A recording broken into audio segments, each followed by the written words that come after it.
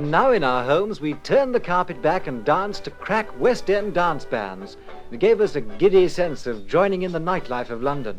There was something about the 1924 brand of dance music which was the gay 20s.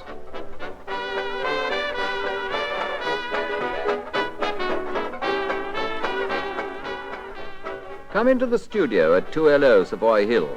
It's a sort of padded cell, heavily draped. A notice on the wall warns us, if you cough, you will deafen thousands. And here is the band, one of the most famous show bands of all time. Its conductor, a bouncing little Lancashireman who is billed as Britain's King of Rhythm, Jack Hylton.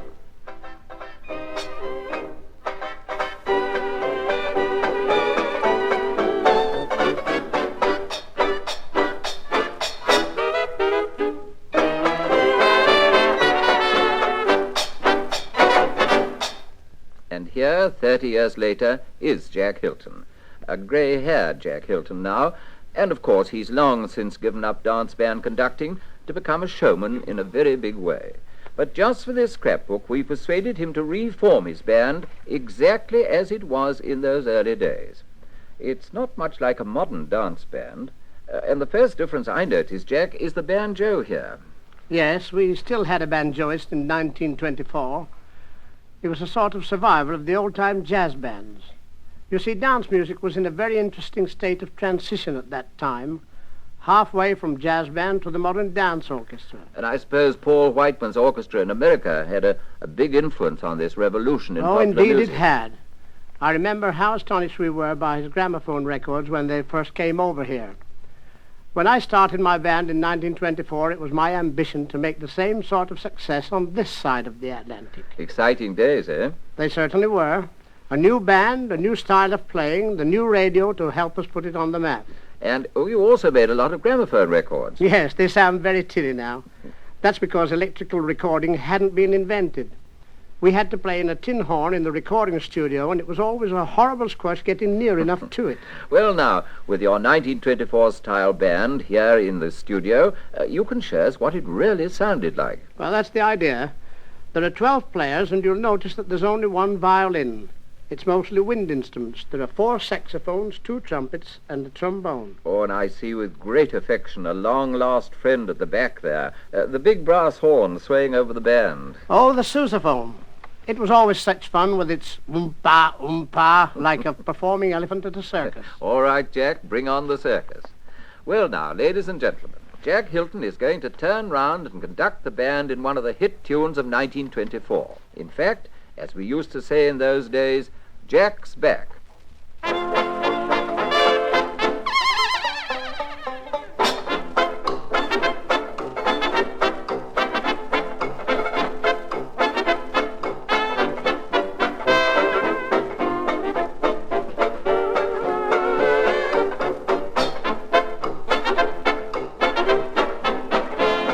Oh, horsey, keep your tail up, keep your tail up, keep your tail up. Oh, horsey, keep your tail up, why don't you make it rise? Tell me how you get that way, you mean yes and say nay, nay. Oh, horsey, keep your tail up, keep the sun out of my eyes.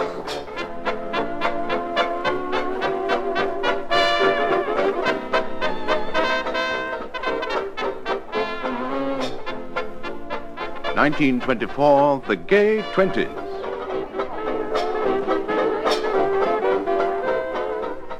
London's newest form of entertainment is cabaret. Cabaret at midnight. The Midnight Follies at the Metropole Hotel.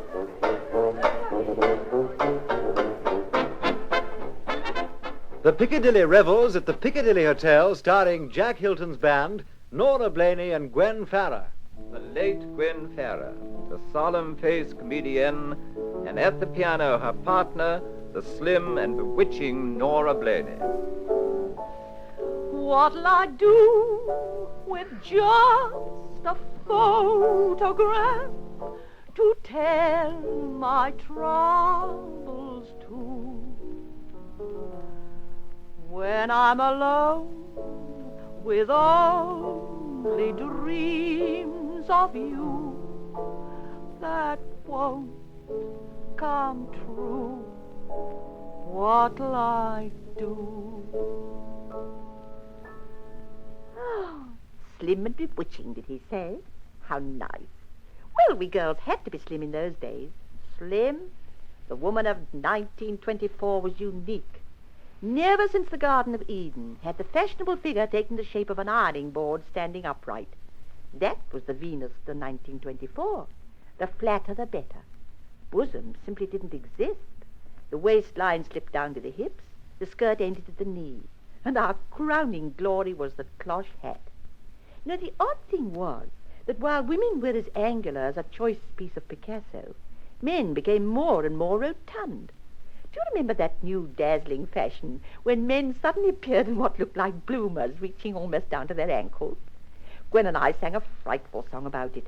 Percy's posh plus fours are priceless. Percy's posh plus fours are prime. Oh, it certainly was the maddest period for fashion and for songs. And I suppose there must have been some terribly deep Freudian psychological explanation for it all, coming as it did soon after the First War. Oh, well, psychologists, bless their hearts, say that these unfeminine fashions reflect the emphasis on youth, the brave new world, youth kicking over the traces. Oh, and there was another thing. During the war, women had been accepted on equal terms with men, had done men's jobs, and had at last got the vote, at any rate for those over 30. But why should that make us want to have flat chests? Oh, you were celebrating your emancipation by throwing the ancient idea of clinging femininity slap in the face of society. Oh, I certainly threw my bit of clinging femininity one miserable day in Liverpool. I made a desperate decision. I went into a hairdresser's and had my long hair cut off. I had it bobbed. When I got home, my poor old dad cried. It looked so revolting. The only thing was to go a bit further and have it shingled. Hence the song which Weston and Lee wrote for us. Shall I have it bobbed or shingled? Shall I have it shingled or bobbed? Sister Sissy says I'll have it shorn short Sue. Shingled, shorn and shaven like the smart set do. Shall I have it shingled shorter? Said Susie as she sighed and sobbed. Sister Sissy said she'd sooner see it short and shingled, but both my brothers Bert and Bobby say it's better bobbed. News item 1924. London's smart social set, the Bright Young Things, hold a nursery party in Kensington, dressed as babies, till 5 a.m. Oh, yes. I got caught up once or twice on the fringe of their pranks, thanks to my partner, Gwen Farrer. On one occasion, I remember, we were appearing just then in the Punch Bowl review at the Duke of York's Theatre. Gwen was annoyed because some of her very grand friends had failed to invite her to a frightfully important party. You know, orders, decorations, the place dripping with diplomats and so on. So she got the wardrobe mistress at the theatre to dress her up as King George V, beard and crown and all. And she went to the party and rode up the great staircase into the ballroom on a horse. A new rhythm for the gay 20s. A new dance step sweeps across America. The latest craze, the Charleston.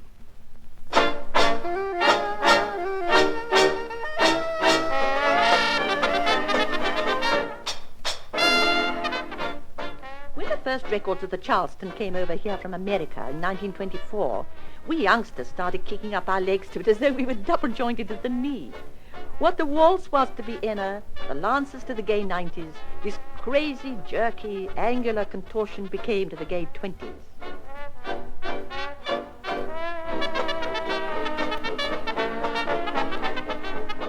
And so the frothy, bubbling stream of 1924 goes swirling by. Bright Young Things set Thames on fire with petrol. The first wireless broadcast from the air. Comedian John Henry does comic act in aeroplane over London.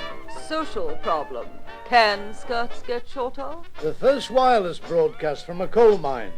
Comedian George Lister does comic act from the bottom of a pit in Yorkshire. Morality crusade in Birmingham.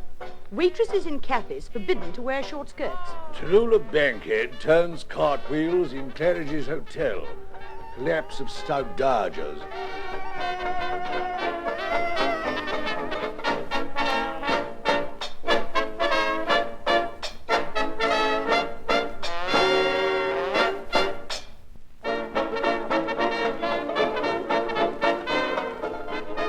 Severe gales sweep the British Isles to herald the winter. 1924 ends as it began, with the worst floods for many years. 1924 ends as it began, with a general election. The Zinoviev letter sensation seals the fate of Britain's first Labour administration. One Prime Minister vanishes and another takes his place. Like the swinging mannequins on an old-fashioned barometer, Ramsay MacDonald disappears and Stanley Baldwin comes out smoking his pipe into the sunshine. You don't need a barometer to pick a rainy day. You can always tell when it's gonna rain from the weather prophets say. Oh, it ain't gonna rain no more, no more. It ain't gonna rain no more. But how in the world can the old folks tell it ain't gonna rain no more? In London, a man of destiny takes his seat for the first time as a Conservative minister, the new Chancellor of the Exchequer, Mr. Winston Churchill.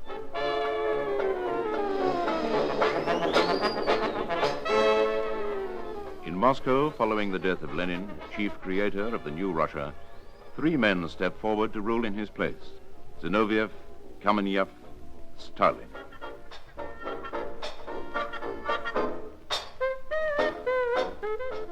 And in Germany there is an amnesty, and the obscure agitator Adolf Hitler is liberated from prison. But how in the world can the old folks tell it ain't gonna rain no more? And in Britain it is still raining, and skirts are still shorter. There are still 1 million unemployed, and the wireless is still wonderful. And no one guesses that in years to come this period will be regarded as the gay, frivolous, dancing 20s. Oh, it ain't gonna rain no more, no more. It ain't gonna rain no more. But how in the world can the old folks tell it ain't gonna rain no more?